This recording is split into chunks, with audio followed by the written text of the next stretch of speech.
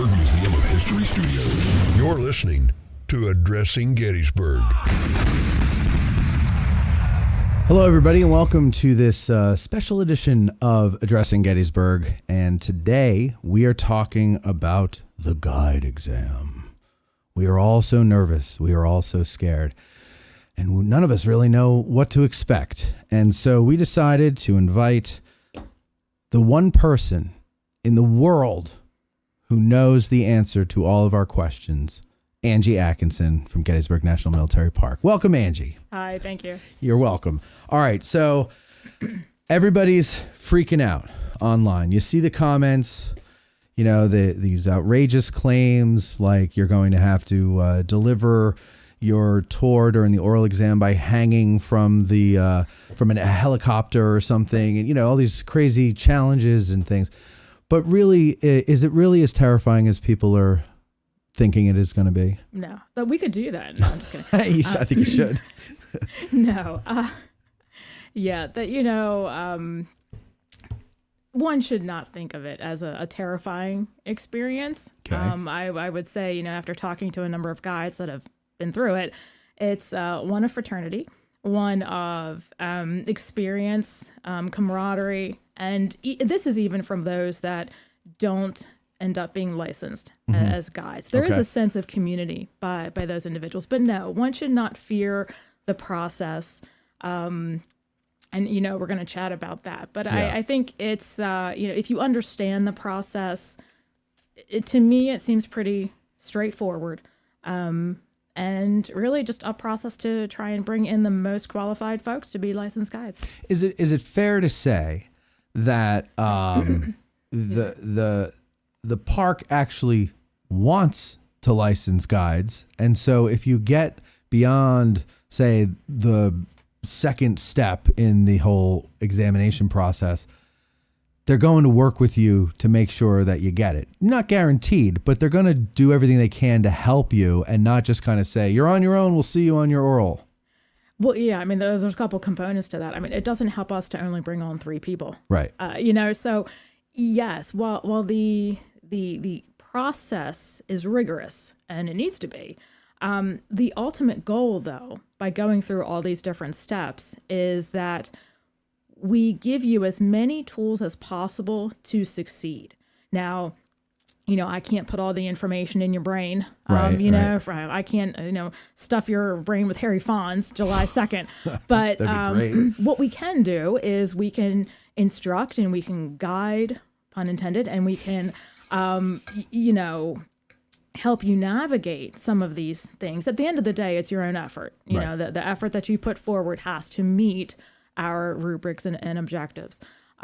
But no, like, we want to see people become licensed. We want to be able to say, hey, here's the group of newly licensed guides, and be able to have a strong number of individuals to do that. It doesn't help us. It doesn't help the visiting public, more importantly, to only see 3 new faces within the guide force. Even the guides, I think, would like to see, you know, some of course, sure. So they're pretty worn out this time of year, folks, after school season. It'd be nice to have some more. Yeah, I mean, we definitely want to get a good, solid number of folks, if we can. So I don't know where this came from, but the impression that I had a few years ago, prior to, I guess, the way, I guess this comes from the old way of doing things, where it was just, as I understand it, written, oral, and that was it. Yep. That it, at least maybe my interpretation of it was that it was almost, no, I don't want to say adversarial, but it was like, it was more nerve wracking by the time you got, it's do or die. Right. Okay. And so, and so you might get questions on your oral exam to trip you up or something like that, which maybe you would still do because you got to keep somebody on their toes. But now, between passing the oral and passing the written and doing the oral exam, there's a process to help you along.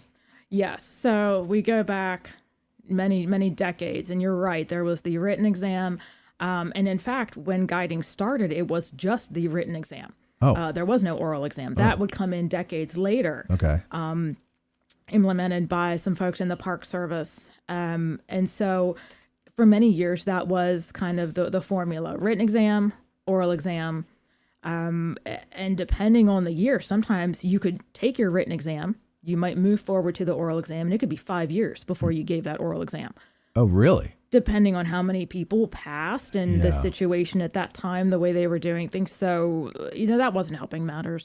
But yeah, so now what we've tried to do is implement some of those intermediary steps and evaluative measures that for the Park Service, we can more thoroughly look at the candidates. Mm-hmm. I mean, if you have a written exam, you're not talking to anybody. It's just your answers on a piece of paper.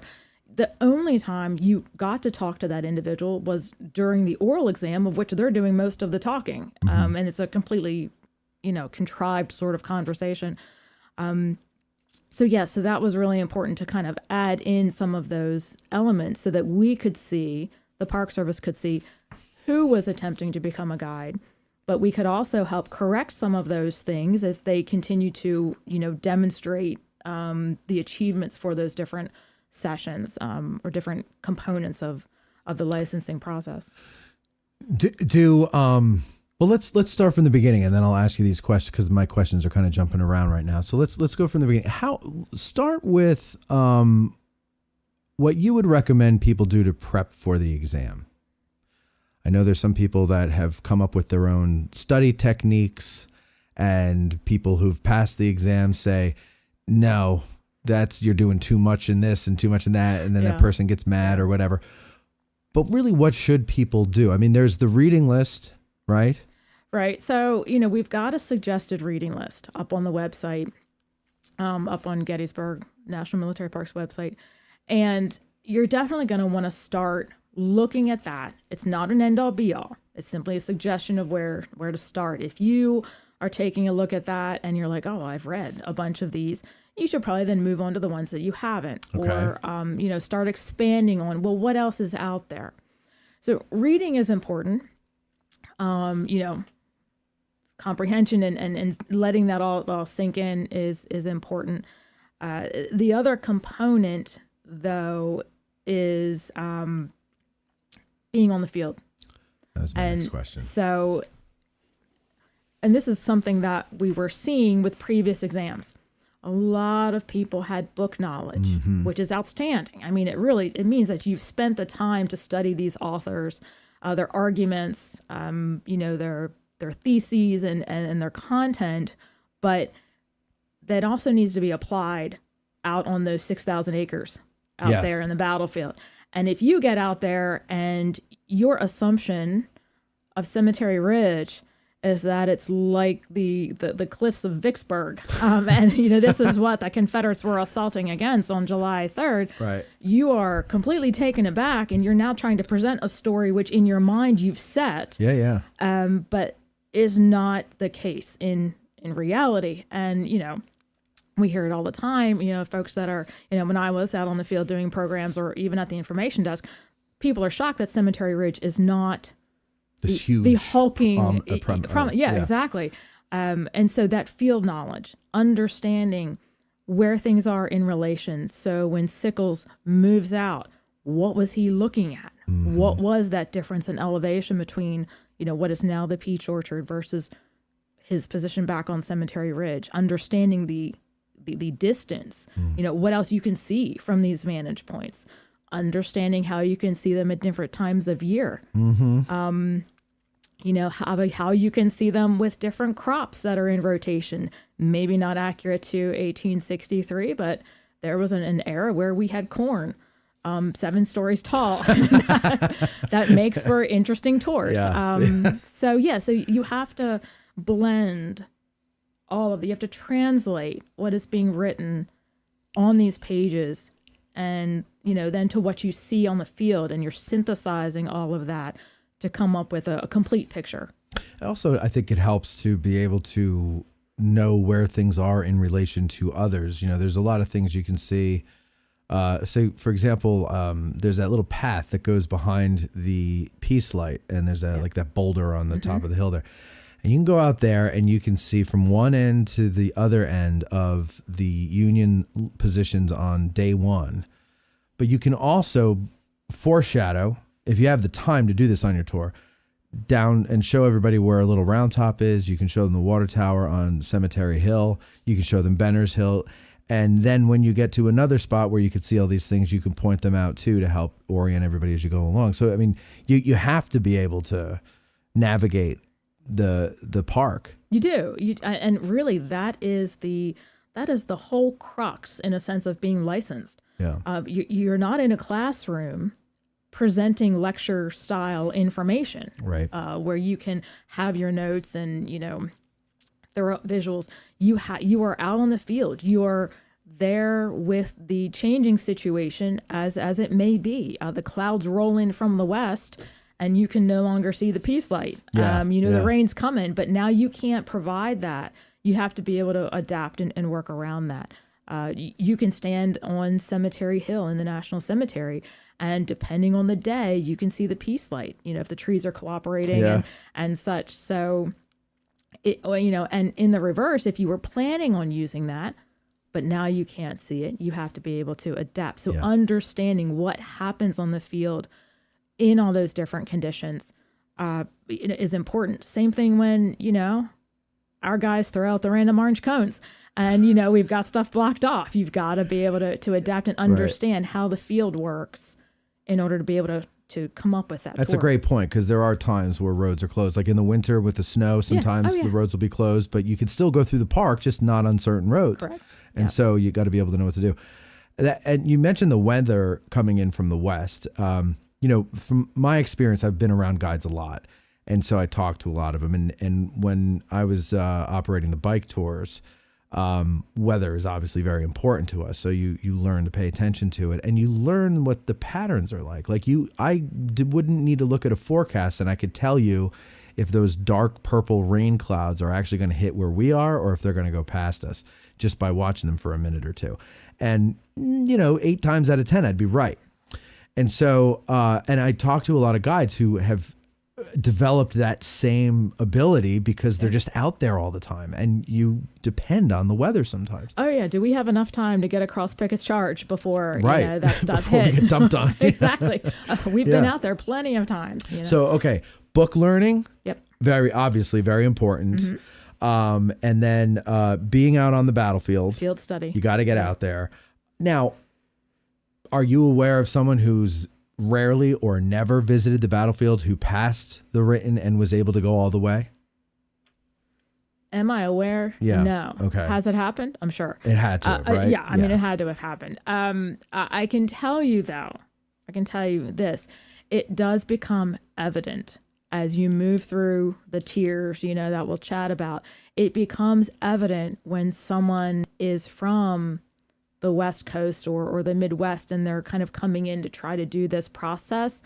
And when you're out on the field and you can see the unfamiliarity kind of really bubble up. They're trying to get their bearings and show it. They've driven around 25 times this morning to try and understand exactly where something is, but it's still not, it's not like intrinsic. Like they don't just know, where if you've been doing that field study, you might be rusty, but it'll come. But it's very hard to kind of get to a new place, especially if you're not an East Coaster. It looks a lot different. Yeah, that's a great point. Because I went out west once and I thought I could find my way around because I could find my way around the woods back home in New Jersey and no problem. And I never got lost. And it's a big difference out west. Oh, yeah. I was like, we need a guide. I can't do this. But okay. Yeah. So, You've done your prep. Anything else on prep before I move on? So we talked book learning, we talked field learning, and I would encourage. So the only other thing that I would say is, don't fall into the trap of just Gettysburg. There is a much bigger picture that is surrounding Gettysburg. Yeah. We had 3 days, but there's 4 years worth of war, and then there's a number of years pre-Civil War and a number of years post-Civil War that are all going to be infected and kind of tied in not only to the battle itself, but some of the people that are here.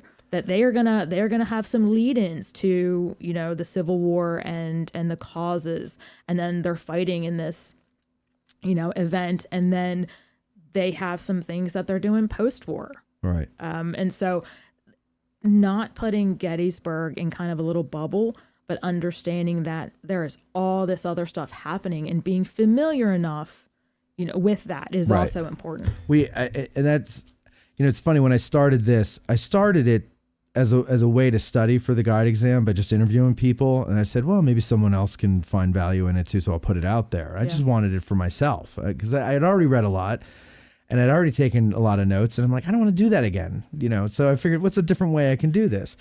And after a couple of years of doing Gettysburg only, I started realizing, like, yeah, I mean, you could just only study Gettysburg and, you know, be an expert on the battle, those 3 days, and maybe the week or two before and after. But really, like, it doesn't make any sense unless you know the 2 years leading up to it, or the years before the war leading into the war. And then also you kind of, well, what happened to these guys, you know? And so what was it like afterwards? And what was the war? What was 19th century America like, militarily and otherwise? And so on our Patreon, where the subscribers are, is I started saying, you know what, I'm becoming more interested in all this other stuff. So I'm going to interview people about this other stuff and these books on other parts of the war and lifestyle and things like that back in those days, because I think it'll make us better students of the battle if we can dive into that stuff. And it's very true. And it's also, the thing is though, I'm like, I don't think I'm going to pass this test, because, so my question is, how much outside of Gettysburg should people go? Because you know, somebody might be hearing this going, oh my God, I never even thought of that. I've only been studying the battle, and now we've got only like 5-6 months till December. What do we do? How do I do that? No, I mean, I don't think we've got to go back to the Articles of Confederation. You know, I think we can move a little bit closer to the actual, but I would say, you know, like an idiot's guide to the Civil War, would that be enough? No. Okay. That would not be enough. All right, so you got to know a little more than that. Nor would I recommend just reading The Killer Angels. Okay. It's something. Yeah. And it's an important piece of literature related. But then if you read that, you should probably read Scott Hartwig's The Killer Angel's Companion. You should probably do that, which then will lead you down into, I should probably read Coddington. Yeah. You know, I should probably read Sears. Right. I should probably check out the history individual books. Studies on July 1, 2, and 3. There is... I'll say this carefully. There are many, many books that maybe are not super academic studies that are a good first introduction. So Killer Angels, for example, I always say this, you know, if that's going to get somebody interested in the story, then that's great. My hope is that they go forward, they continue with that, and that's not their only thing. But I mean, back to your original question. Yeah. I mean, I would be looking at the decade before. What is all of this leading up to this conflict in the United States? You know, you have this antebellum era that a lot of this is rooted in that. So being aware of that. Now, I don't need every, you know, political action, you know, in Congress from 1842 to, you know, 1861, but nonetheless, there has to be some familiarity. Same thing with the consequences of the war. We didn't just close the door and okay, we're done. And we had this little thing. Right. Let's Everybody go on. shake hands and go home. There's ramifications even today of what happened. So again, I would say that you don't have to study the Civil War up to Vietnam. But the decade after, a decade or two after, just being familiar, but then also the larger picture. How did this event even begin? You go back to the causes and the introduction of slavery and just understanding that general concept. Right. And same thing with post. What did this do to the United States? What did it do to the military? What did it do to the political sphere? Is the thinking behind that Gettysburg, most popular Civil War site, I would argue, and I've heard this said a lot by Park Service people, that, if someone is going to visit a Civil War site chances are it's going to be Gettysburg. So we got to like give them as much information as we can about the Civil War, because this might be the only exposure to it they'll have outside of elementary school or middle school or whatever it is that you learn. Is that kind of the thinking there? Or has that always been the way where you needed to have it in the context of? I would say that you used to be able to get away with more Central Gettysburg type of things. But as the licensing process, as the exam, as people will shorten it to, has expanded, you definitely need to add in, more of that stuff. And one of the important things, and then the reason, the crux of all this is, if you're standing out there on Little Round Top whenever it opens, and or you're standing somewhere, East Cemetery Hill, wherever it could be, and somebody's like, well, why Gettysburg? Or why was this even happening to start?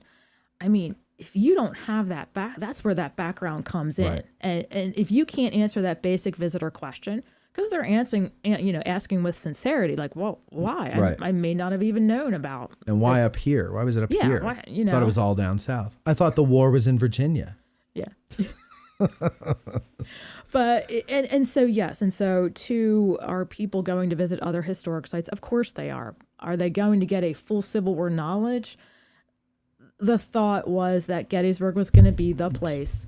And, if we can tell the whole story, because this might only be the one place they ever go, then we're going to try and do that and try and give people an introduction to, like, our museum. As soon as you walk in, it's causes. It's why is this thing happening? So between, gathering some of that information and, again, with your licensed guide, that's important to understand. Or else it's just people, fighting each other and you don't know why they're making the decisions they are. Decided to have a brawl. Yeah.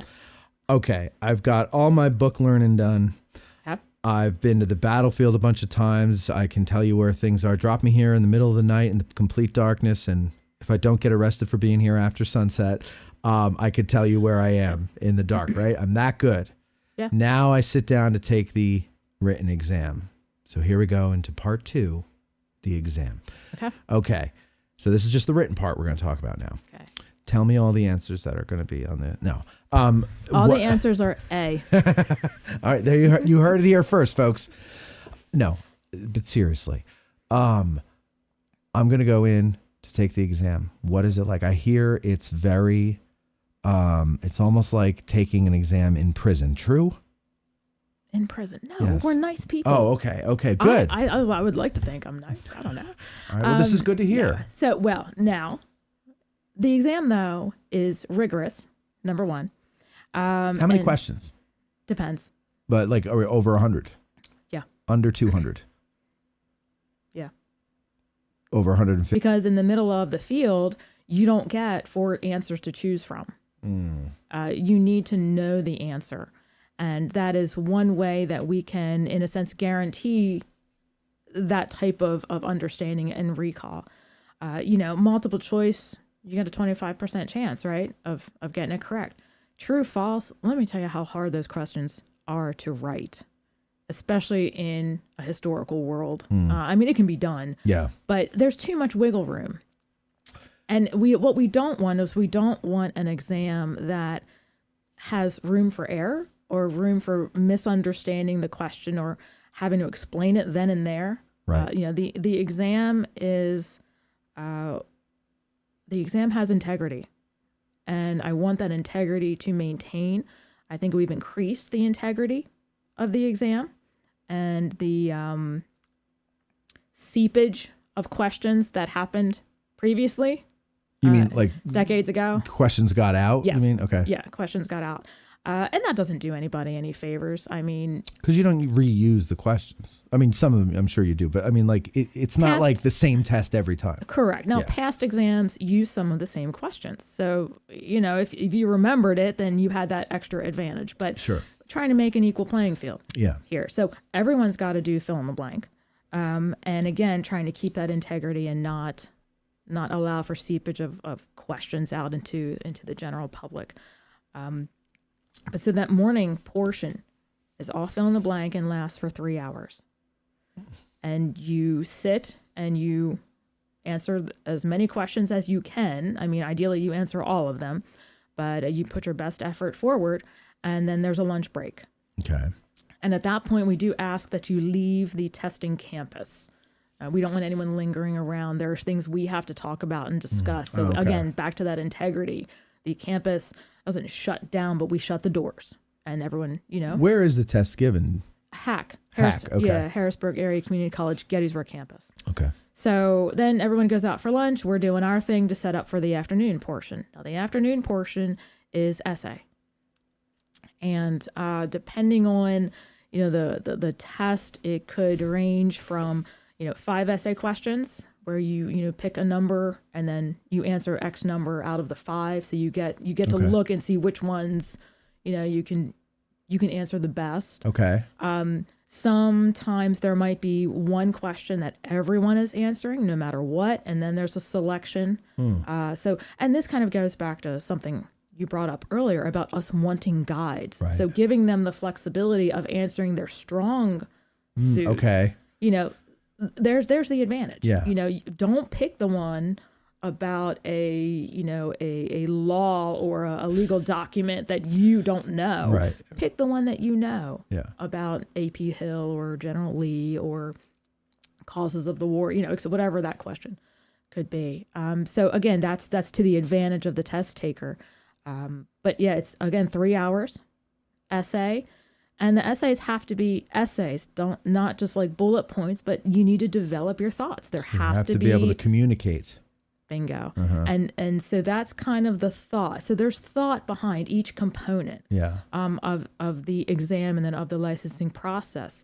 Because one thing that when you said, hey, I've got my book learning, I've got my field learning, the one thing I didn't interject is you have to be able to tell a story. And we'll get to that later. Yeah. But that essay is kind of the start of, can you tell that story? Can you answer this question with a nice introduction, with a thesis statement, with your supporting evidence, and then your conclusion, so to speak, as to why all of this is answering the question.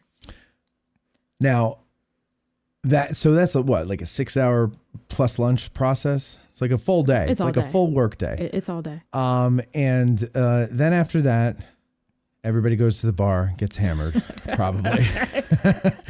And then you sit and wait, right? How long does it take before they get the results? So, the written exam is December 7th, 2024. So we start grading as soon as possible. You Scantron, or is it all by hand? It's all by hand. Oh, boy. Oh, how many people are you expecting this year? Do you have an idea? To register? Yeah. No idea. There's no way to predict. Yeah. I can tell you that I think, if I have my numbers right, in 2015, we had about 150.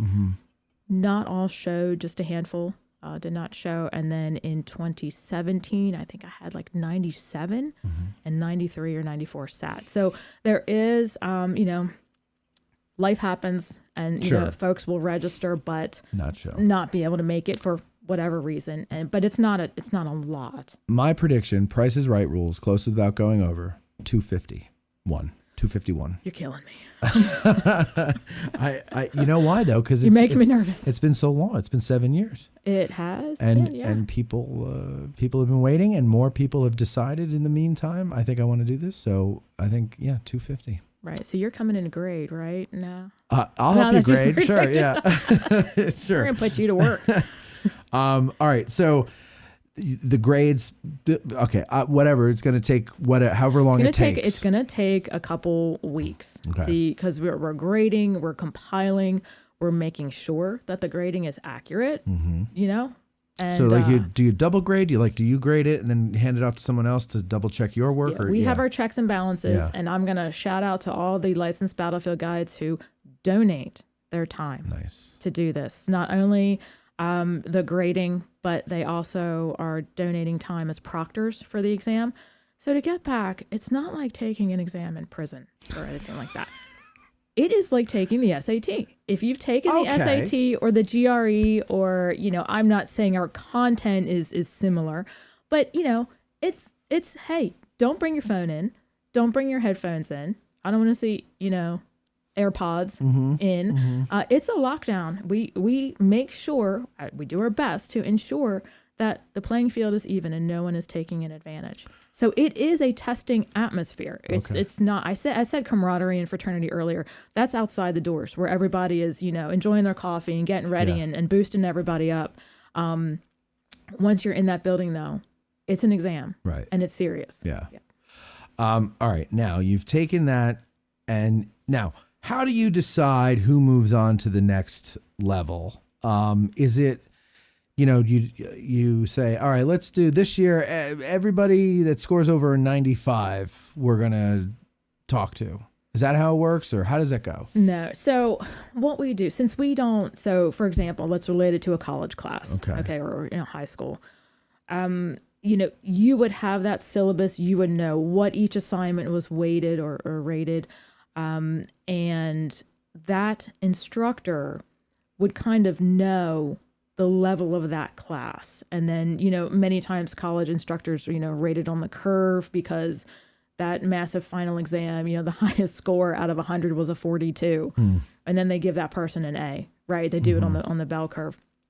Well, since we don't know our body of test takers, what we have to do is kind of see where the natural scores fall. So I'll give you like extreme examples, okay? Because we fall in the middle. So if everyone were to register, and I'm not saying it's you guys, don't panic, okay? If you're going to register, don't panic. It's an argument. But if all of the test takers were to take the exam, and let's say it was out of 100 points, okay, for sake of argument, and let's say the highest score was a 43.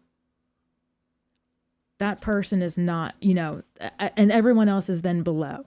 That tells me that this group is not going to be moving forward to be licensed. The whole group. Right. Well, I mean, if the highest score is a 43%, so that's not even past. Right. You know what I mean? So you don't say, okay, well, now let's make the highest score 43.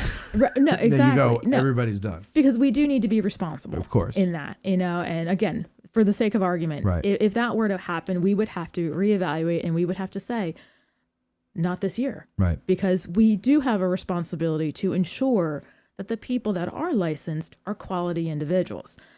They may be quality in their personal lives and in their jobs, but in this specific case, they're qualified individuals. Yeah, it didn't work out. Right. Now, take the other extreme, and if everyone scores a 100%, that's a problem because then the test wasn't rigorous enough. Right. And what we found was after the movie came out in, 93, I think. And then you had the Burns series and, Glory and all this like propulsion into the American Civil War. What was happening with the test was most people were scoring within that 95 to 100 range. And that's why the exam became more rigorous because it had to find that dividing line. Okay. More people were studying, more people were getting engaged in this material and this era of history. So that was something that kind of came out of that. We're still finding that. And obviously the exam has taken on a mystique, as you like to say. So, in that example, if too many people score too high, we know something's wrong with the exam, and then we would have to reevaluate. My hope is that we find a natural break where the scores are appropriate for what we are looking for. And then there's a break. And then there's the folks that, hey, I would encourage you to try again. Yeah, exactly. And so the people that make the cut then move on to, what do we call it here? The panel interview. Tier 2, the panel interview. Okay. Tier 2, the panel interview. So now here's my understanding of it. And what I hear other people say who don't know any better, like me, and you tell me where we're wrong. It is an interview to gauge many things, I'm sure, but mainly that you have a personality and you can talk to people. Maybe that's boiled down. But am I right at all there, or what? Where? So you've got part of it. Okay. Because remember, all of these components are important. knowledge does not make a licensed battlefield guide. Correct. You've got to be able to do all this other stuff.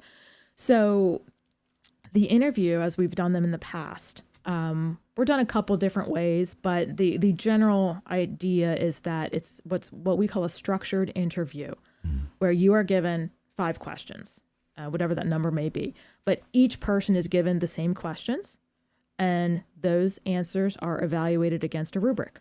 As the whole entire process, rubric, hashtag rubric. That's all we talk about. But it is an opportunity for them to, again, demonstrate knowledge. Okay. Because it's one thing to be able to write it down and like knowledge dump onto the exam. Right. But now you're talking with people. You've got to be able to converse in that same knowledge. So we're looking for knowledge. We are looking for personality. We are looking for the ability to convey sometimes complex information, sometimes very basic information. You can get yourself in a quagmire on either. I think some of the very common examples are we ask what I would call a simple question. The answer is 7,845 words, and 6 hours later, we finally wrap that up. To the answer, yeah. Think of that to a visitor. Yeah. Is that going to work? That's not going to work, snore. Now we ask a very complex question. Let's say complex meaning field action. Okay. There's things or there's differing opinions or something. And you say, well, it was just that easy. It was that. In 0.05 seconds that Right. you've completed your answer. Whereas that, again, generally understood that question would have elicited a much longer answer with varying components. So it's when you say all these components matter, obviously they do. Some more than others, or are they all as equal as they can be? I mean, we do try and keep them as equal as they can be. Right. I would say, though, that, red flag would be as if we ask a battle-related question or historical-related question and that individual has no information whatsoever. That's a little concerning. Sure. Because of what you're trying to do. So, we will evaluate. Some things may be weighted more points against something else. Right. But it's not going to be so disparate that it would skew something. Okay. Now, and this is, I'm going to concede, it's probably just the way I imagine things. But I imagine this part of it, the panel interview. Let's say I'm there. I'm sitting in a chair under a bright light in the middle of the room, tied to the chair. And then there's people behind a table. Which you can't see, right? I can't see them because they're in, the light is just one light in the middle of the room hanging from the ceiling. Excuse me. And they ask me the rapid fire questions. And if I don't answer them fast enough, they spray me with water or I don't know what. Am I close? Absolutely. No, I'm not, I'm sure. No. You understand though. I guess what I'm saying is, you guys understand how nerve-wracking this is for somebody and how many people have dreamed for years about doing this, and this is their moment. And and that you could be very qualified. You could be someone who could tell a story. You could be someone with a personality, someone who has all the book learning and did well on the test and just choke because of the pressure. So I'm sure you guys are aware of that, and you're not trying to trip people up is my point. Correct. And and everything that you said, except for the dark night lights and being tied to the chair, happens. There are some people that you could kind of tell, probably could have done it. Mm-hmm. Probably could have passed, whatever section they may not have passed, and you could kind of see that. Oh man, they could have had it, but for whatever reason, it just wasn't there that day. Right. And that is a reality. I would venture a guess that most of the individuals that are going to be seated for these panel interviews have done a job interview in some shape, form, or fashion. Which are also nerve-wracking. True. For some people. But it shouldn't be unfamiliar. Right. Right.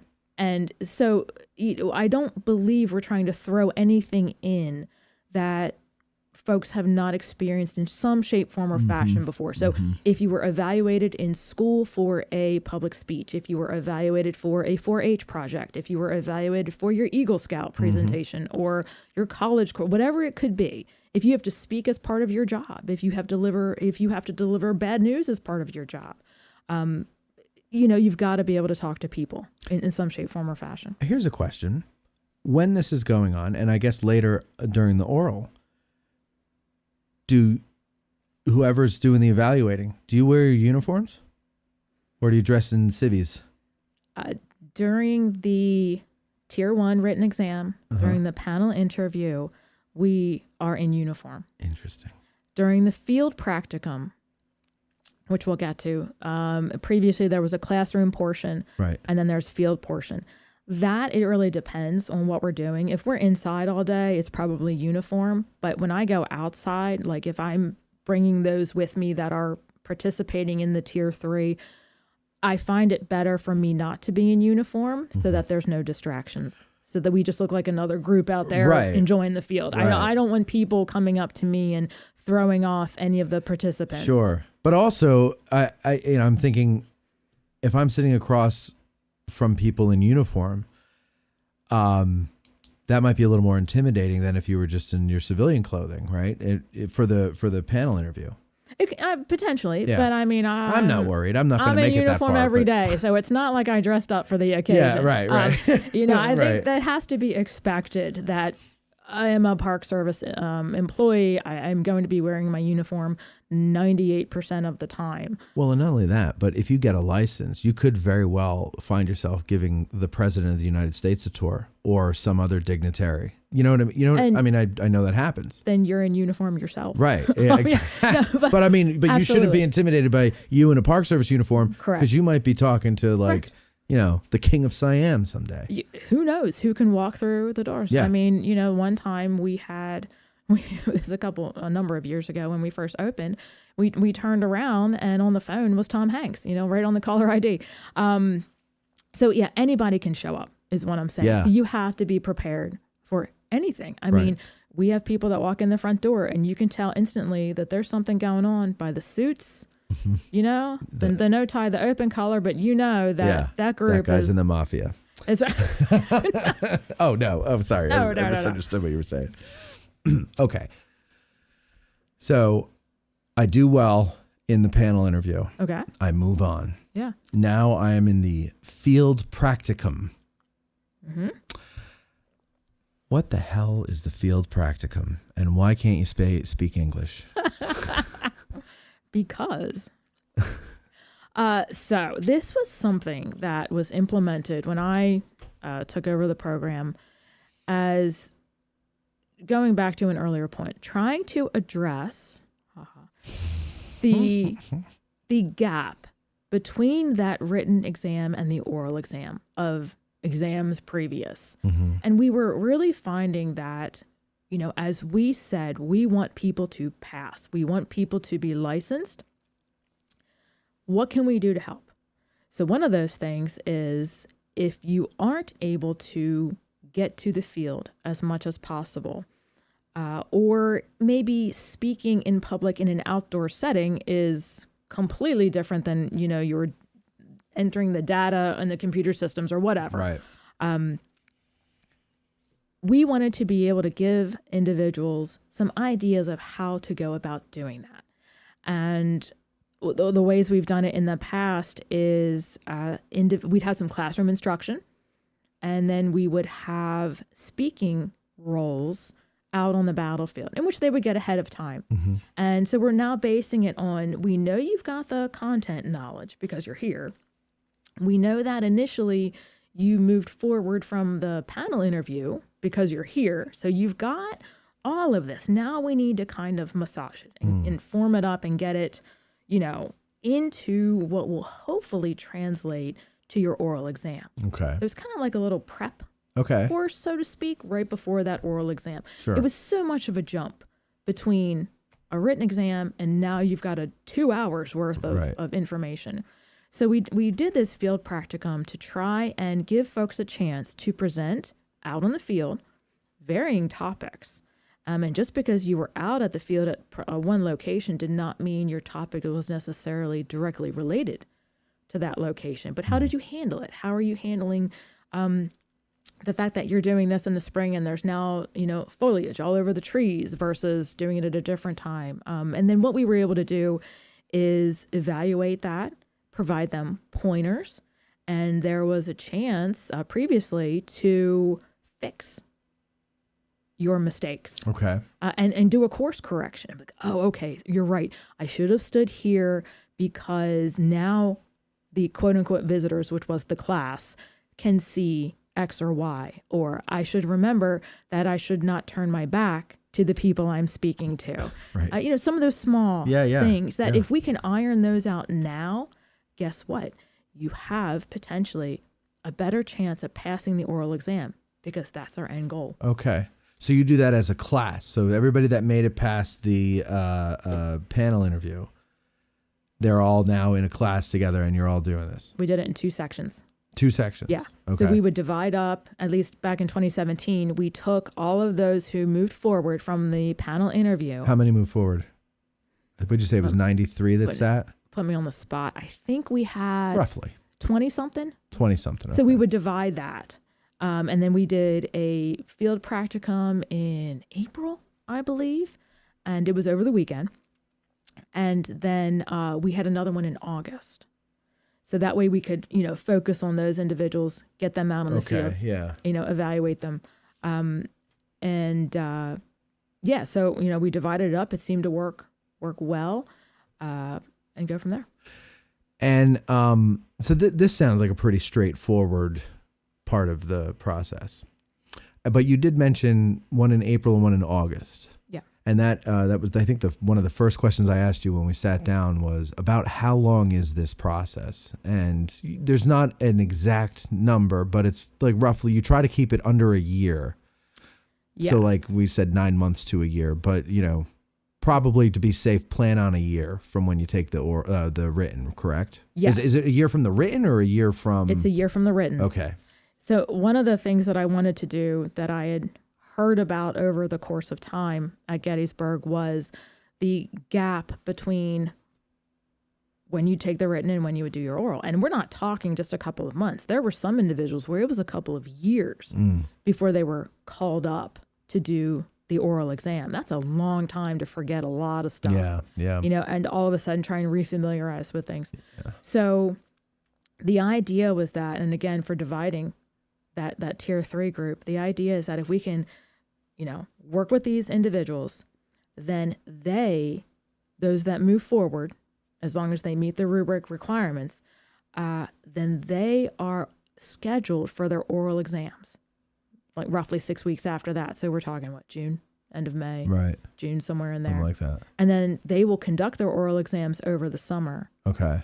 So in theory, they could be licensed so they started in December. Some could have been licensed by June. Got it.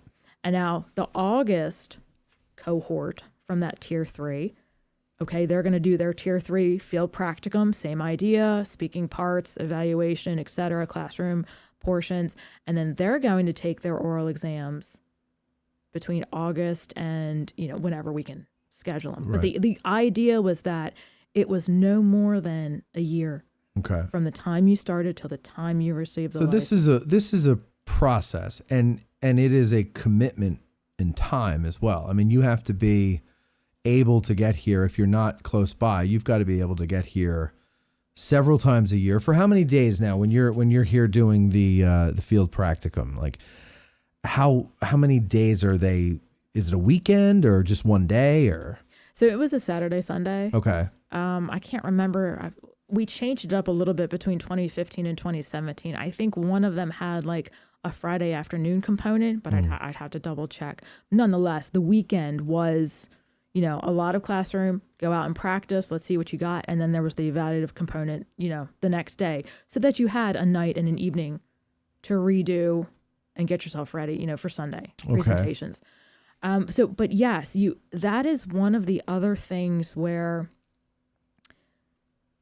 on a level, you've got to be dedicated to that. You have to have the ability to do that. We have had a number of guides who have been licensed who are from all over. I've had people who, lived in Florida, who lived in California, who lived in Ohio, North Carolina, Vermont, attain their license. But as far as being committed to the process, yes, you have to be able to be here for the written exam. And whatever that's going to take, because everyone's situation is different. Right. If you're flying, like I remember when we were registering, like I had people from Idaho coming in to take this exam. So for them, it's a flight, I'm assuming on Friday, maybe Thursday if they want to be extra settled and sure. Yeah. You're hoteling it, or maybe you're staying with a friend, I don't know. And then you're here for the test Saturday, and then maybe flying out Sunday, just depends on things. So, you're committing at least 3-4 days there. Again, if you're from a significant distance, you've got 2 days for the panel interviews, at least as it was done in the past. You've got 3 days potentially for the field practicum. And then if we're ready to jump ahead for the oral exam, you've got potentially 2 to 6 days for the oral exam, just on how you need to make your arrangements, to be in the area. Right.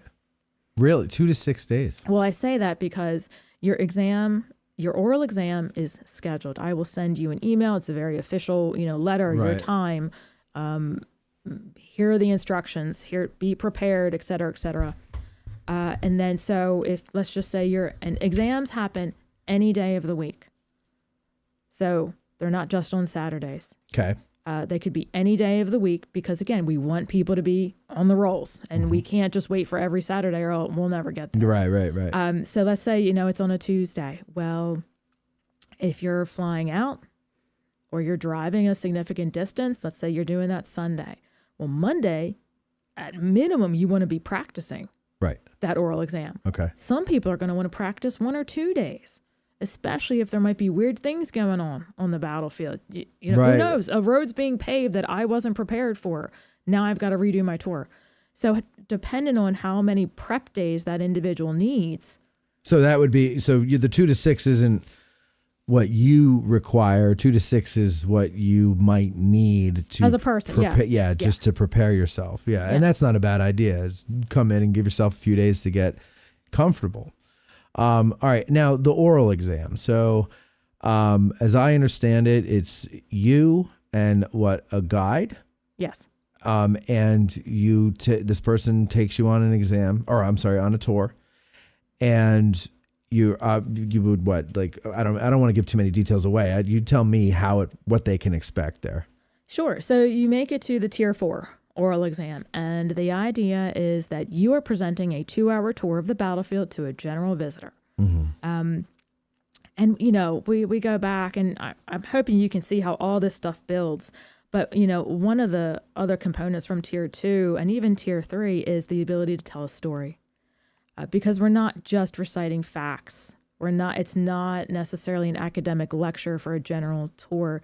There are stories to be told. There's interesting civilian stories. There's soldier stories. There's Sally the dog. All these different components that bring to life the battlefield. Most general visitors are not going to be interested in the order of battle, from top to bottom. Right. They're interested in these other things. So you have to be able to know the order of battle generally. But then also know how to weave a story together that takes these individuals from the opening shots of the Battle of Gettysburg through some of the leaders' decisions and why is this happening and what are the townspeople thinking, and as these men roll through these farmsteads, what is happening to these civilians that are now displaced or hiding in the basement, out on or hiding in the cemetery or seminary, July 1st. Weaving that story together is extremely important. So that oral exam is an evaluation of knowledge. Again, it's got to be there. An evaluation of technique. Again, I kind of mentioned it that you're not going to stand with your back toward your guests or, or your clients, or you want to make sure that when you are speaking, you are clear, that you are concise when you need to be, that you can expound when you need to, that you are navigating your visitors, but you're also working in that story. So a lot of different components go into that. What about if you don't know? The answer to a question? Yes. Then you don't know. And you say it Absolutely. with no shame. Absolutely. Okay. And you don't go, I don't know, forget it. I'll take you back to your cars. Like the test Right. isn't over, right? Exactly. Right. Exactly. You want to, in other words, what I'm getting at is you guys want to hear them say, I don't know, and not make up a story. I would like to hear them say, I don't know if they don't know. But if we don't know through the whole tour, then that, Of course. then we're not knowing a lot. Right. So, an honest, genuine, I don't know is absolutely okay, because there is no guide or park ranger that knows everything about the Battle of Gettysburg at that one moment. Right. You might have known it 6 months ago, Right. but you forgot. Yeah, You know.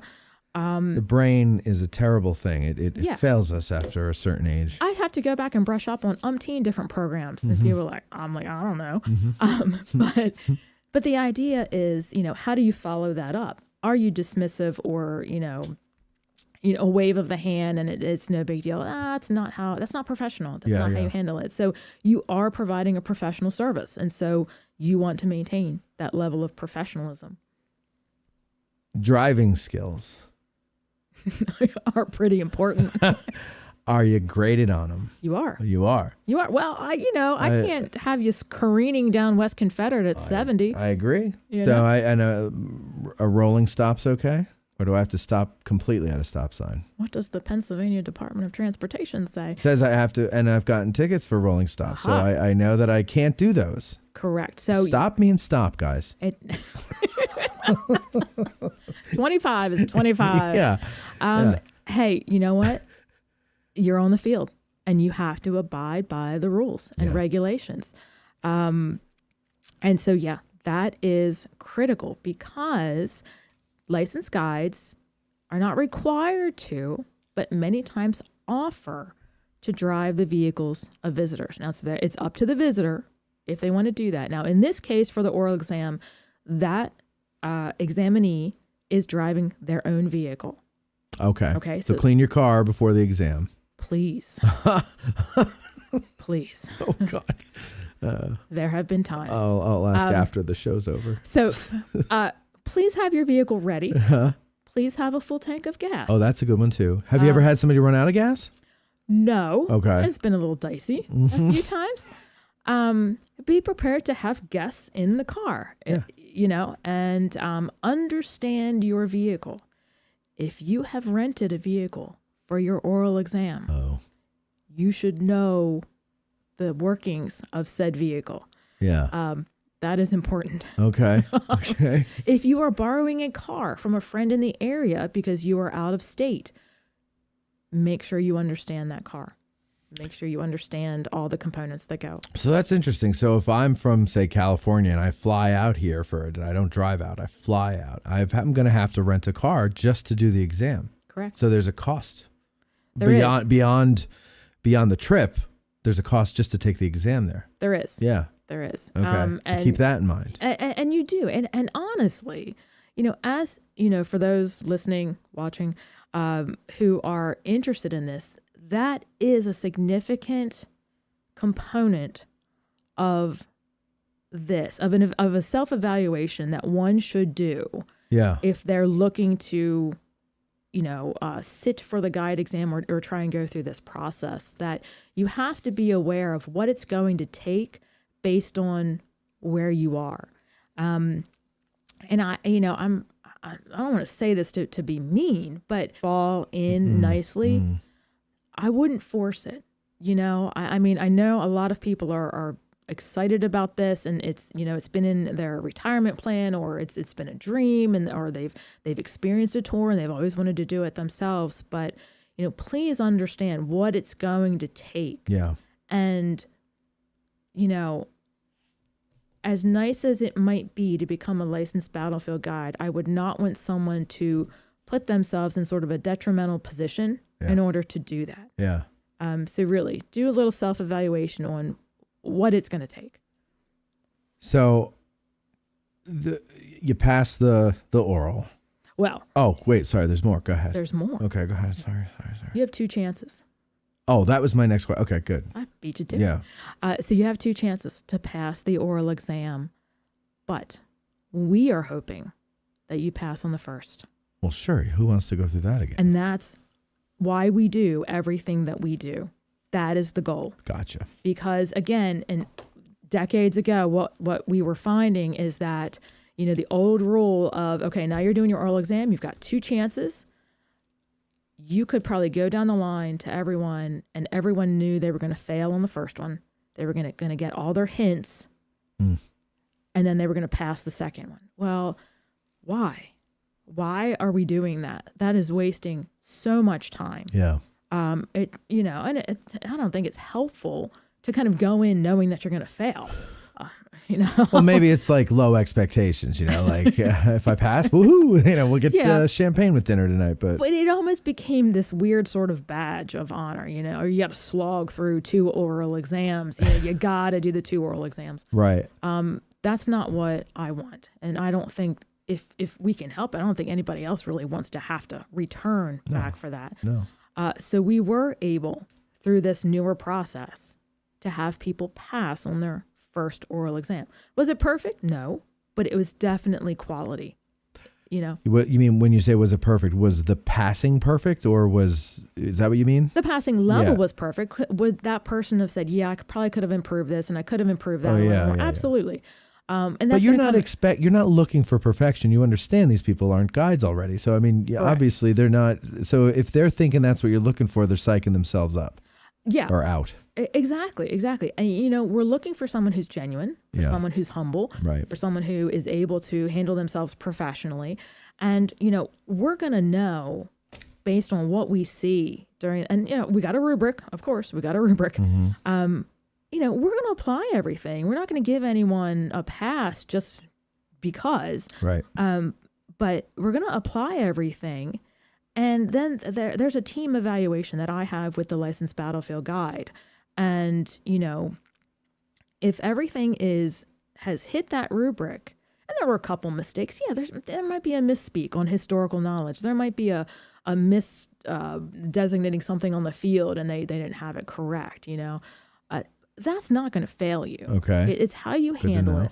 Now, if you have 40 of those things, okay, so we gotta also good to know. But the idea is, what did you bring forward? How was the tour overall? Did it meet those base expectations that the rubric has? And you can definitely pass on the first one. Right. But you get a second chance if you do. Now, you do. That second chance, how long am I waiting to get it? Depends on when we can schedule it. So I'm a guy from California. I'm out here for 5 days. My test is on the 3rd day. It's not probable, but possible that could be rescheduled before I leave? No. Oh, no, so it wouldn't be that soon. No. Okay. That used to happen. It used to kind of be like the next day or right, very shortly after. I'm not going to do that. So the California guy is coming back out one more time, but he's going to be doing that anyway if he gets his license. Or gal. Oh, sorry. Person.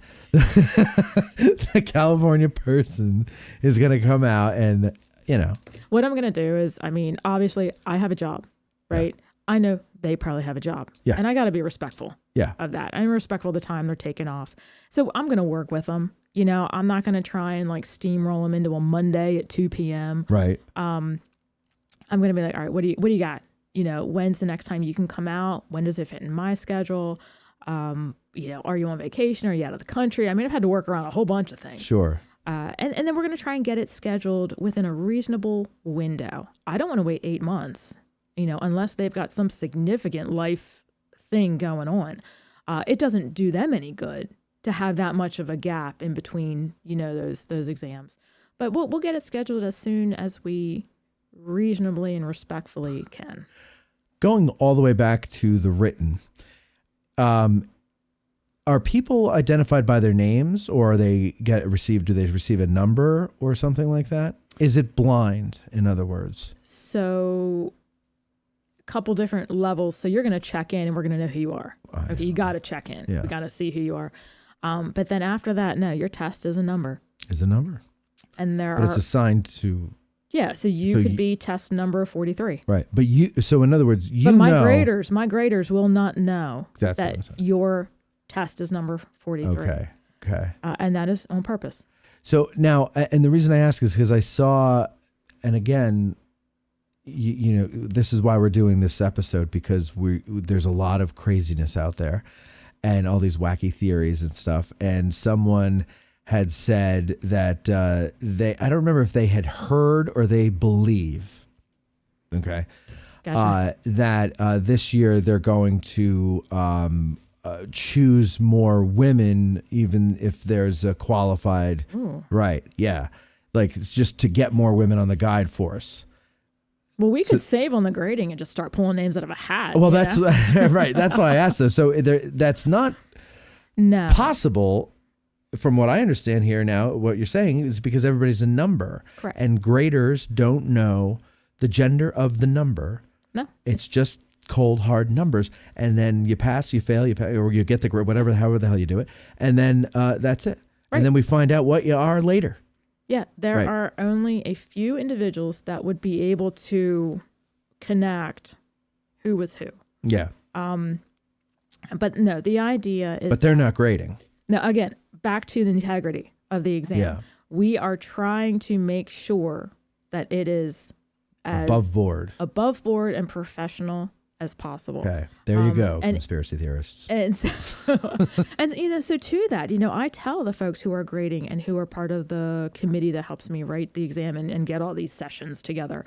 God bless them. I couldn't do it all myself. That I do expect that, mum's the word. Right. Like, you're not sharing details about the exam or anything that we're working on.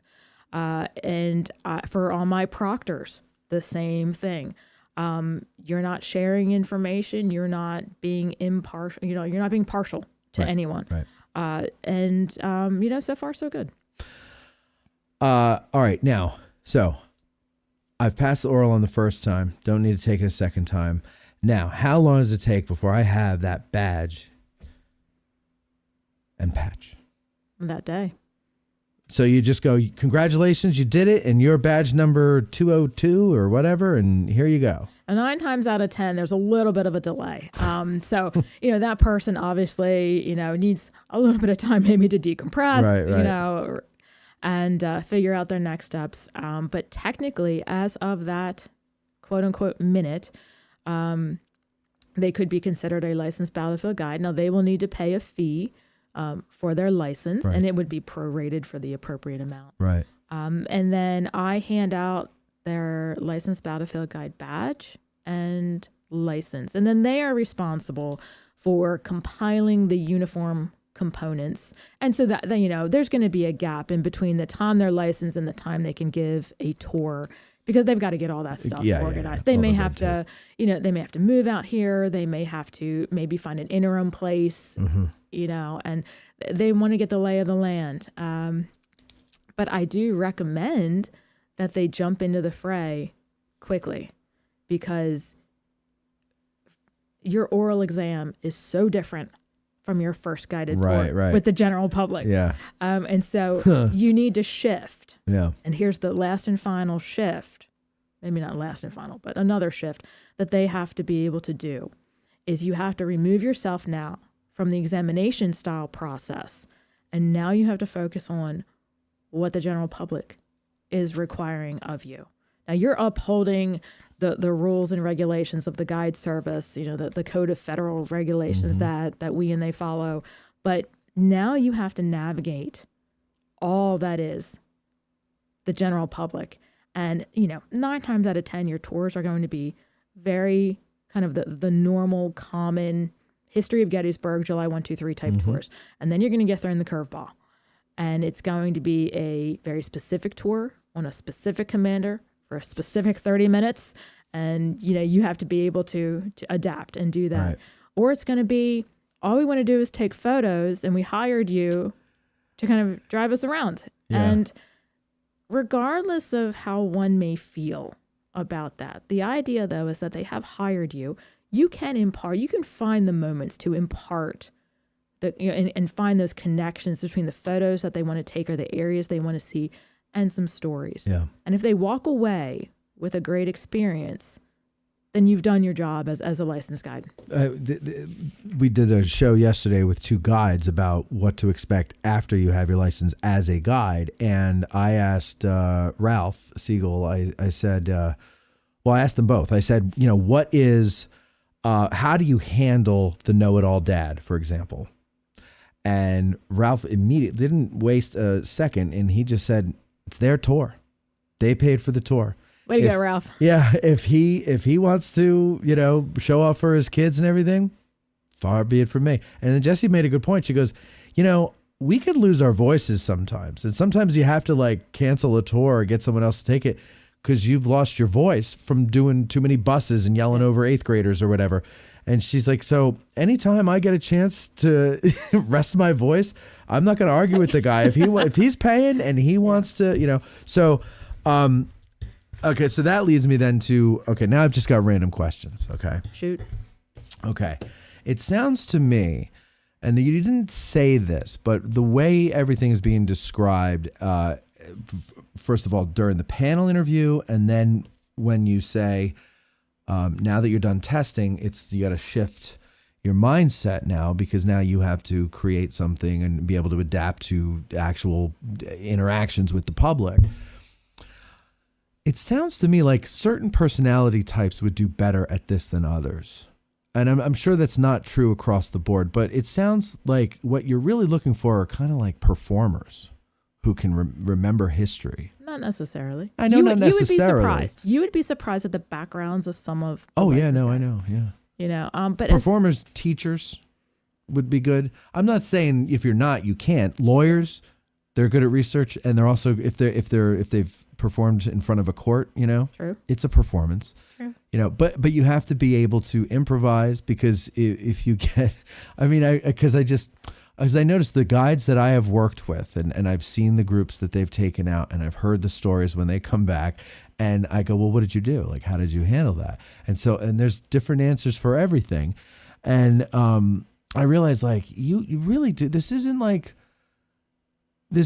I don't even know what to compare it to. It sounds like it's something very different than what most people do because you deal with the public. I mean, you definitely have to be adept at that very small group, interpersonal communication. If your tour is 2 people or 3 people, I would rather give a talk to 400 individuals than 12. Than that 1 or 2. Oh, I know. It's too intimate. I know what you mean. Yeah. And so for guides, as far as any sort of level of performance, let's not blow that out of the water. We don't need top hats and things, okay, during any components that's not what I mean. of the licensing process, okay? But there is, I would agree that there is a level of a performative element.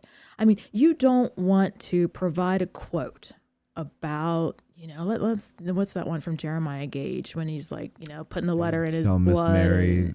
Give Miss Mary my dying release. Right. His letter's dipped in blood and he's writing home and his handwriting on the letter, you can kind of see it starts to, scrawl off at the end. I don't think you want to, if you're going to use that quote, let's just say, if you're going to use that quote, I don't think you want to do it with a stone face and no emotion. No. I mean, because you're losing the oomph. Why did you bring it in the first place? There was reason behind that. That letter is filled with emotion. So there has to be some level of performative element, and you have to understand when to turn it on and when to turn it off. And I think another component of being an LBG, as kind of Ralph and Jessie, I guess we're saying, you also have to know when to not be the sage on the stage. You've got to be able to have that humility and be like, I don't always have to talk. It's not all about me imparting every ounce of knowledge that I have to you. Yes. And so, that's another component. So, a guy told me once, he said, because I was like, I don't know if I would actually pass the test, number one. But if I did, I don't really know how good a guide I would be. And he was like, no, I think you'd be a good guide. And he goes, you're good at making things about other people. And I said, well, that's just an act. And he's like, well, whatever, you know. And, you know, it works, and that's what you have to do. Yeah. So it's because I'm not impressed. I mean, nobody that regularly watches the show will believe this, but it truly is an act. That I'm not impressed with myself at all, right? And so I don't really care to tell you what I know. I would rather tell you what you want to know, and not, you know, I don't want to preach. You know, I want to see what you know, and then oh yeah, okay, I could tell you with that, you know, and whatever. But there are some people though that I know that are all about, oh, this is what I learned, and blah blah blah blah blah, and meanwhile you're like, what's the story? I would say more people are going to win in a conversational style as a licensed battlefield guide than standing at, you know, the pulpit or the academic lectern. Right. I mean, there's a time and a place for that. You're out there doing a staff ride, and that's the expectation. Right. Absolutely. You've got, you know, folks from Virginia or Kentucky or Oregon, and, you know, first of all, they may have never been here before. Some people are deer in headlights at how do we navigate an auto tour? Where are we going? And you've got to be able to have that easy conversation.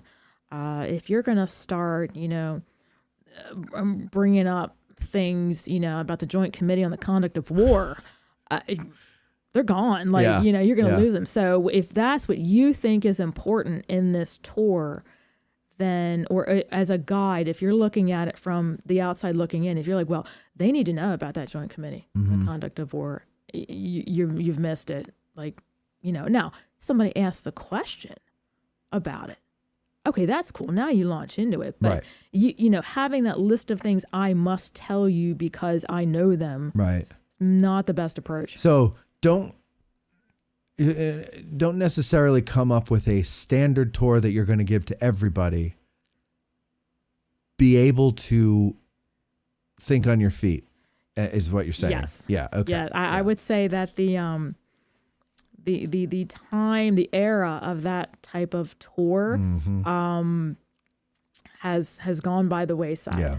And I would also, you know, God bless him, licensed battlefield guide John Fuss was an individual who I think was known for that. And that guy generated, it was close to 20,000. Yeah, something like that. Yeah. And tours, 20,000 tours. Correct. Yeah. Correct. You know, it was the same tour. Yeah. And, you know, I knew John for a little while, and that works. And it worked. When he does it. It worked when he did it, and I think it worked for a specific time period. Oh, yeah. Where a certain, you know, either... when everybody talked like this in films. Well, that, and then there was a certain, you know, coming out of the education system that was expected. Right. You know, but you have to be able to adapt. And this stuff, social media, YouTube, everything has, I think, just changed everything. And I think it has changed the way people consume anything. Even in-person, face-to-face encounters are very much, I think, ruined by the way, you know, this crap on the phone and everything. Like we're very impatient. People have, like everybody has ADD, whether you've been diagnosed or not. We all have it. And it's because of the phones and the internet and how quick everything is. Yeah. And you know, you don't need to, you know what annoys me the most is when you get into a TV show and for whatever stupid reason they make you wait another week for the next episode. When Netflix has proven you could dump the whole season and we'll all watch it in 2 nights. Yeah. My point is we're impatient. We have ADD. And that's kind of why I'm saying, like, it sounds like you need a performer. Maybe it doesn't sound like you need to be kind of a performer, but maybe I'm hearing with everything, what you're saying and what I know of the public and my interactions with them and stuff and the things I see people saying online and everything, it sounds to me like you got to give them some razzmatazz without the top hat, though. Well, yeah, you know? I mean, you've got the general tour is 2 hours. Mm-hmm. So some of that's going to be driving, some of that's going to be walking to the different sites, but there's a good chunk of it that you do need to fill. And how are you filling it? Are you are doing some of that performative element? Are you able to keep them engaged? That's another component of that oral exam. Are you able to keep your audience engaged in what is going on? And again, whether that be what's coming from you or how you're interacting, with them. Or make them cry. I love. No one when gets a people medal cry. for making anybody cry. Well, I mean, it's an unspoken medal. I think that people get. It's an uncast medal that people get. I won't name names, even though this is a nice thing that I'm saying. But a guy who I've known about 20 years, good friend of mine, has worked at Getty's Bike since the beginning, and I've gone out on tours. And when we get to Pickett's Charge, especially if it's a late afternoon tour, as the sun's starting to go down and everything, and the way he ends it at the angle, I'm telling you, 9 out of 10 moms cry, and I go, "You did it again." And I'm like, "You keep getting them crying." He's like, "Oh, shucks." He doesn't mean to do it. He just loves I don't think the there's story. a poster of tick marks for everybody who comes back and, No. I got to know. There isn't. I should have kept one. But I guess my point is that he loves this story so much. And maybe another thing is maybe performer isn't the word. And I'm beating this dead horse. I'm sorry for everybody at home, but maybe heart is the word I'm looking for. I like that. Yeah. That's a lot better. You need to have heart. The head is great because that gives you the facts to back up the heart, but you have to the story of the Battle of Gettysburg is tragedy. It's not the movie. It's not pageantry. It's not beautiful. It smells. It's ugly. It's miserable. That's painful. Yeah. That is heartbreaking. And you have to get that because I think the public now, and correct me if I'm wrong, because you would know more about this than I, but I think the public is more interested in those individual stories, not the big picture stuff, but the man on the ground, the Alonzo Cushing story about how he's, commanding his battery or what's left of it with his guts hanging out. That moves people. That puts someone in their shoes. And I think that seems to be what people are more interested nowadays, the individual story. And in order to do that, you have to have a bit of a heart. Oh yeah, and not a lot of intellectuals do. Yeah, I think there's a slight difference when we're talking about doing the tours between passion and heart. You can be passionate about Gettysburg and you can want to know all this stuff, but you're right. When that's internalized, when it's truly internalized, and you are, as you're presenting this information, and whether the Cushing story, any other story on the field. When you've truly internalized that and you're able to then externalize it to your visitors, that's when it's truly genuine. Yeah. If you're trying to force it and you're just reading quotes, everybody knows it right out of the gate. Yep. They know that it's forced and you're just incorporating them to incorporate them.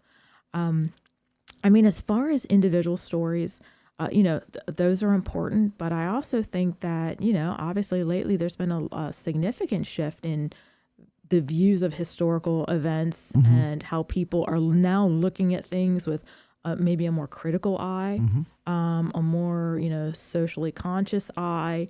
And so, it will be interesting to see as we continue on, the feedback that the license guides bring in about the types of tours, the types of questions, the types of, situations out on the field that they're running into. Okay, what is the fee for the exam? To be determined. TBD. All right. And then are they bringing quotas back for the guides at any time in the near future that you're aware of? I believe you're talking about tour minimums. Tour minimums, yes. Tour minimums. As of right now, those tour minimums are waived, but it is up to the superintendent. So could not. Yeah. We have a new superintendent on board. There is nothing to say that those minimums could not return. There is nothing to say that the minimums might continue to be waived. It's really dependent upon an evaluation of what's going on, an evaluation of the Licensed Battlefield Guide program, the needs of the Park Service, and then whether or not we feel that we need to either have those or not have those. Okay, now I got one more question for me, and then I'm going to go to some of the questions from the comments that are I deem worthy. okay, I have said that I'm taking the exam to see how I do. And some people have said, well, that's not fair because then you're taking a spot for someone who wants to go all the way. And then I go, well, okay, you're right. Or are you? But I don't mean I'm going to take the exam and even if I get called on to the next level, I'm going to just say, no, I just wanted to see. I'll go as far as I go until I fail. That's my way of saying I don't really know how I'm going to do. Obviously, nobody does. But I don't really know if I could be confident in how I'll do. I don't even know if I would get that 43% that you were talking about earlier. Yeah. So I guess I'm saying I guess what I'm saying when I do that is I'm saying I'm not getting my hopes up that I'm going to go all the way. I'm kind of curious to see how well I do. And if I do well, I'll go as far as I can until I pass or fail. So we'll know you're number 43. Right now. Yeah, right. That happens, Matt. That actually does happen in reality. There were individuals from 2017 who, I think were going into the exam with maybe the same type of thought process, or maybe they thought they were prepared, and then they opened the first page of the exam And realized they weren't. And did not return for the afternoon portion. Really? Now, one of the things, though, is, you have to complete the whole exam for it to count. Okay. If you leave, there's no reason to continue anything. But yeah, I mean, and I'm not saying I'm not trying to discourage anybody from taking it, but the reality is that there are going to be people that are going to sit for that exam who are not prepared, who think they may be, but who just aren't. Yeah. And that's going to happen. So the same argument could be made for them. Well, they read 3 books. They should have known. Yeah. And that's, maybe they didn't. So, but I guess my question is, let's say I wanted to just take it because there is no practice test out there. There's no way for me to gauge prior to when they give the exam if I should take the exam. So I have to take the exam, right? And let's say that's as far as I wanted to go. Am I taking a seat from someone else? Are we limited as to how many people we can fit in? I can only speak to the past exams. At that point, I did not have a limit. Wait, how many people did you tell me? 250. Yeah, okay. So, if according to Matt now we've got 250 people that are registering, I would have to rethink something, because it's not a matter of that I'm not okay with that number. Right. It's that physically in a seat, I have to be able to accommodate. I would have to be able to accommodate that number. Right. So could you do 2 test days? We'd have to rearrange something and try and figure that out. Yeah.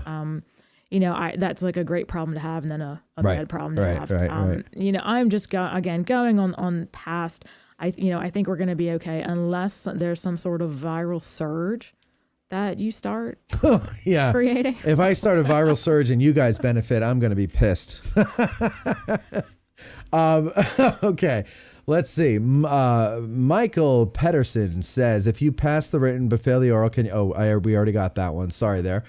Are there going to be choices for the essays? 2017 was due all 6. And I think you said you have one where you have to do it, and then...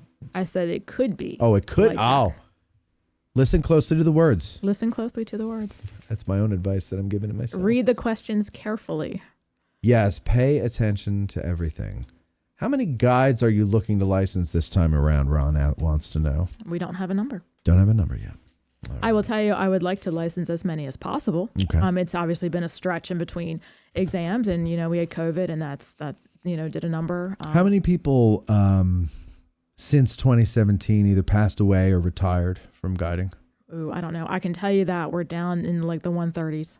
Okay, and was 150 before? It was like 147. Okay. It's not terrible. A ton. Yeah. But at this time, though, we do need to have the exam. Do you think that, again, going back to my point about social media changing everything, do you think that there is a need for more guides because people are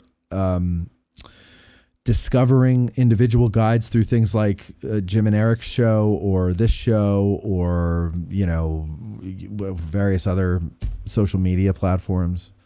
Sure. And, it's not just that either. It's as guides, continue on. They have a life of their own too. This job is, they're not an employee. Right. They decide when they're going to guide, when they're not going to guide. And, there are things that have changed tremendously over the past 20 plus years in that the volume of bus groups has changed. There are weekends in October that rival the anniversary. Yeah. As far as volume and visitation. I think every weekend in October does. It's crazy. Yeah. And so the opportunities, to the number of guides, it's there. It's definitely there. So yes, you've got social media platforms that are going to encourage people to maybe pursue licensed guides. You have individuals who provide tours, who then those clients or visitors tell their other friends. So word of mouth is something great. You have, various entities within the town that utilize the licensed battlefield guides in different shapes, forms, and fashions. So, the opportunity is there, definitely, to be able to do a number of different things. Yeah. Okay, let's see. I may have missed it, but how frequently are these exams offered? As needed, as the Park Service needs. Okay, so Ron says, I'm going to give it a try just because I've always wanted to give it a try. Going to make them tell me no. We'll never know if I don't try. And that's very true. Yeah. Let's see. Are candidates allowed to use visual aids such as simple maps, photos, mini balls, etc. on the Tier 4 oral exam? Yes. And they are tools. So the key to those is that you should not be reading me your tour off of said visual aid. The visual aid is there to complement the tour that is already fashioned and created. Right. Okay. Now, we kind of touched on this a little bit here, but he has a little more specific. He says, Good afternoon, Matt and Angela. Could you please discuss how technology is impacting the... Stop commenting, people. I'm losing my thing here. Where did I leave it now here? Oh, I lost it. Where is it? Good. Okay, here we go. Could you discuss how technology is impacting the visitor's experience today and the impact this may have on the future of guiding at Gettysburg National Military Park? So I don't know what he's specifically thinking about there, but we kind of talked about how podcasting is and social media in general are ways for people to learn about specific guides and want to request them and everything like that. But what about incorporating technology? Somebody had just asked about maps and things like that, and that's such an old-fashioned, little piece of paper. I mean, but what about I don't know why couldn't they bring a tablet along or something like that? I mean, sure. There's nothing to say that one could not bring out an iPad, tablet, whatever, and go on to some website, let's say Stone Sentinels, and blow up a monument because you can't quite get to it from where you are. Right. And you want to show it to them, and it's got some information on it. The other, the counter to that is, we've done some programs on the field utilizing technology, and when the signal fails, it's a paperweight. Yeah. I mean, you're carrying it in your haversack and it's dead weight, and the shoulders would have chucked it and, gone on the march. They very quickly figured out what was lean and what could get them to where they were going. Yeah. So technology is a benefit and a curse. I mean, it's great when it works. It becomes clunky when it doesn't. And so it's a marriage of those. If it doesn't work, if you're relying on it solely and it doesn't work, how does that come across to your visitors? Mm-hmm. Does it look like you're unprepared? Does it look like you don't have the correct components? You kind of have that appearance. But at some point, though, there is going to be an interesting reckoning between how many people are solely digital, and that's where they live. Right. And then where does that human interaction, that conversation, and, will we swing the pendulum from one to the other where it was all digital, digital, digital. And then all of a sudden, as many things are, it comes back around to, oh my gosh, there's a person out there actually speaking. Yeah. That's so, It's so weird. look at this. So Ronald says, Ron, I think Ron, you were one of the people that don't like me taking it just to see. But he says, can the NPS ask candidates if they are going for a license or not to avoid this? So I'm going to guess the answer is no, because then that would open you guys up to accusations of bias or some kind of chicanery, because we said, well, I don't really want a license, I just want to see. And it's like, okay. Exactly. I mean, if, once the registration process is live and, that will be coming, not right now. What, do you have a date for that? Not yet. Okay. Not yet. When is Little Round Top opening? The two most asked questions at the information desk. What are you going to do about the beavers? When is Little Round Top opening? All right, 3. When can we register for the exam? I just spent 2 hours there and got all of those questions.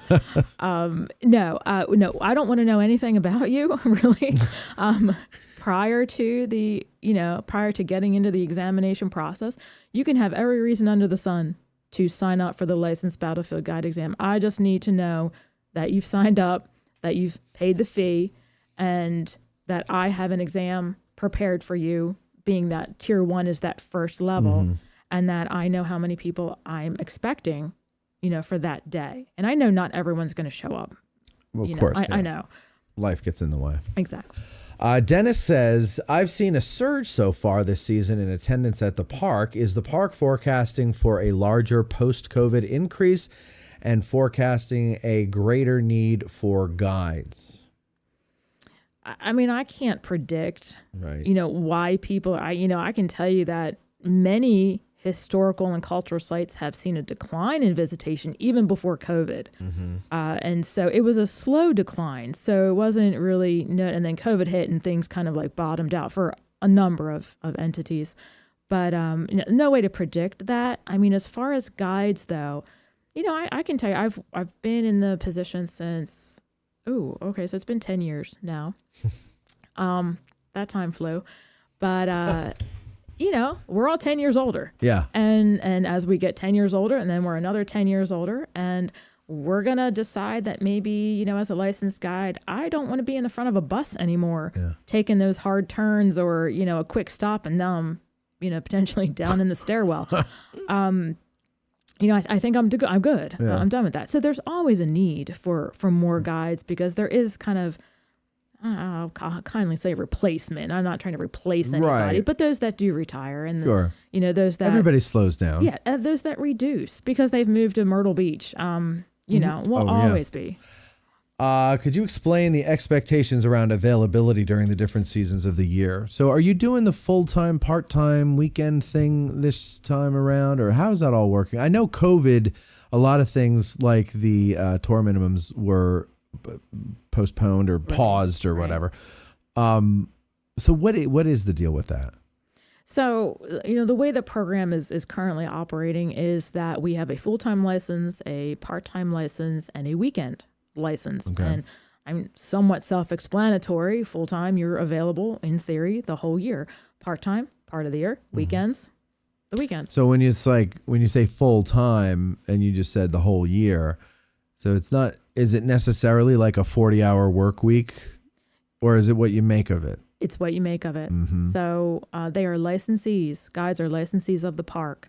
They are going to create their own schedule. They're going to create their own availability. And again, whatever entity they're working with or through, even if they're doing it on their own, which we call a self-book, they are going to determine, I'm available this week and I'm available for 3 days. And I'm available for those 3 days, 8 to 5. Or I'm only going to do the afternoons of this week because I've got my other volunteer job, in the morning. There's nothing that mandates that they are there on a particular day. What the license does is it simply says you may guide during this season. Okay. So full-time, you may guide the entire year. Part-time, you may guide between, I think it's like April and October, Okay. or March and October. And weekend. Now, there's some special parameters. Hey, federal holiday, yeah, you can come in. Weekend guides. What if you had like, what if I lived in Virginia, let's say, and I have a license, but I'm seasonal. I'm not. I can't do it in the winter. Sure. Okay. And I don't know. I have a family members from Texas coming up, and they say, "Oh, you take us around Gettysburg and everything like that." Now, of course, my family, I wouldn't charge them, but let's say for whatever reason they insisted because this is what I do. Am I allowed to that one off there? It's not a holiday, but it's like it's my. So we have this great bullet point on the license that says, "or at the discretion of the licensed battlefield guide program manager." Oh, okay. So just, hey, Angie. Bingo. Okay. And I have guides that do this. I have individuals who are weekend guides, but they do maybe a special type program for X or for Y, and that entity can only come in February. Got and it. That's not normally their time Right. to be guiding. It's a quick email. It's hey, as long as you're not abusing said privilege, Right. we're good to go. Right. Because again, in the long run, we're providing a service to those visitors. And if they were to do it for someone in that situation, but for free, and not charge them, they don't need to check in with you Then they're just a regular because they're not visitor. going to be in uniform. Right. They're just going to be Okay. Exactly. All right, let's see. Anything else there? Because you've explained it, but do you have any advice on liability and insurances while guiding? This is a great question, and this came up yesterday with Ralph and Jesse, and I asked this question, and they both were like, what? No, they weren't that. They did have an answer for that, but Yeah. I'm surprised though that there isn't a standard advice. Or just now that you're an independent contractor, here's what this means. And, you might want to get an LLC to protect your assets. You might want to get liability insurance. And here's this insurance you could add onto your auto insurance. And is there anything like that they get when they become a guide? So in the eyes of the Park Service, they Yes. are a licensee. Right. That is what it says in the Code of Federal Regulations. Right. As far as, so that's what they are. As far as what the guides do individually, that is up to them. That's, so they'd have to So here's one Yeah. way they can, here's a way, if anyone was concerned about that they can, be within regs, okay, and maybe alleviate that concern a little bit. There's nothing that says a guide must drive a visitor's car. They will offer their services as a guide. And so the owner or operator or person in control of that vehicle, the guides will ask permission. And so that individual is allowing them to do so. If a guide did not feel comfortable for whatever reason to drive, and some have refused to drive vehicles of a very high price tag Right. or style, or if they're unfamiliar with that type of Right. vehicle, I don't think they want to jump behind a motorhome wheel, necessarily. They don't have to do that. So they can opt. I'll be in the passenger seat. Fine. Right. I'm going to give my tour. Yeah. There's nothing that says they must drive Right. a vehicle. So I think to that, any additional coverage, it's just like being at home. If you want any additional coverage, and I'm probably walking out of my lane here, but you research it yourself and you opt in to whatever it is you feel is going to best protect you. Right. The guides, can do much the same. So there's, are they in any way indemnified under the park? I know they're not employees, but they're licensed by the park to do business. So are they in any way protected against a lawsuit or something from, by the Park Service? That's something that I'd have to double check on. Okay. And these are just things I'm thinking of off the top of my head. The only reason I ask is because you know how litigious everybody is now, right? And the slightest little thing happens and they go after everybody. If you just happen to look at the incident, they go, "I'm suing you too." And then, Yeah. so that's definitely in a sphere that I don't operate in. Yeah. So that'd be a question for a completely different. I'm thinking there has to be an answer that has been answered long ago. And the answer is don't worry about it. For whatever reason. And because I know that there is this extra insurance they can get, but not everybody has it. Yeah, and I think that answers the question right Yeah. there. It's not don't worry about it. It's be aware Right. of all the different options, and then you, as a licensed battlefield guide, are selecting the option that best fits what you feel is going to help as you're a licensed battlefield guide. Okay, that seems to be all the questions there. I think I've asked all the questions I have. Angie, thank you very much for coming on and doing this. I hope this helps everybody. It helped me a lot understand this. And I think, that we got it from the source and not from 68 hands away or whatever. There you go. Like it's very helpful. And I hope you weren't nervous. You did great. No, it's cool. Okay, good. Because, some people are like, oh, I don't know how to do it. But you did a fantastic job. And maybe, I don't know if you think this would be helpful, but maybe a month or two out from the exam, we can have you on again to maybe reiterate some of this stuff. And maybe if you have any updates or something like that you'd want to share with everybody. Okay, cool. All right. Otherwise, that's it. Thank you, everybody, for watching. I hope this did help you. And if it didn't help you, well, what am I going to do? And also, anything I said, don't take to heart because I'm not a licensed guide. So I'm just guessing. And I glean a lot of stuff from what licensed guides actually tell me. So that's all there. So everything Angie said, listen to. Me, I'm just trying to move the show along. So that's it. Thank you very much. And we'll talk to you next time. All right. We are done.